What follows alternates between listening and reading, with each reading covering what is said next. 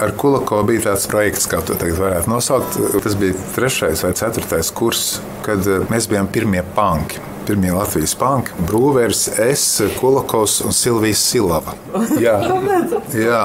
Un Juris uzrakstīja panku oratoriju, un mēs to nospēlējām. Bija tāda kafejnīca, komjauniešu kafejnīca Allegro, un mēs nospēlējām, var sakot, Silvija Silava. Maz un traušļi.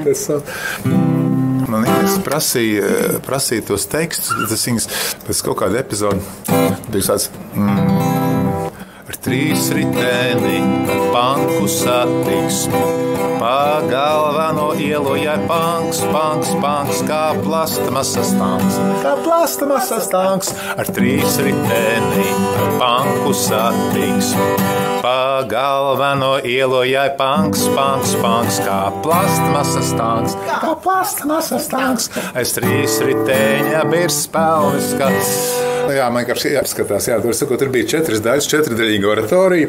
Kulakovs spēlēja tūbu, Silvija spēlēja klavieres, es stringšņēju ģitāru, un Pēters lasīja tādu performansu pa vidu. Viņš lasīja tos dzejoļus, disko lācis. Panku puikas, kā tā nestiprs, devās meklēt disko lāci, hei, panāc ārā, hei. Panku puikas garā nestiprs, pušu plēsa disko lāci. Kopš tā laika ļaudis viņu nosauc par disko plēsi.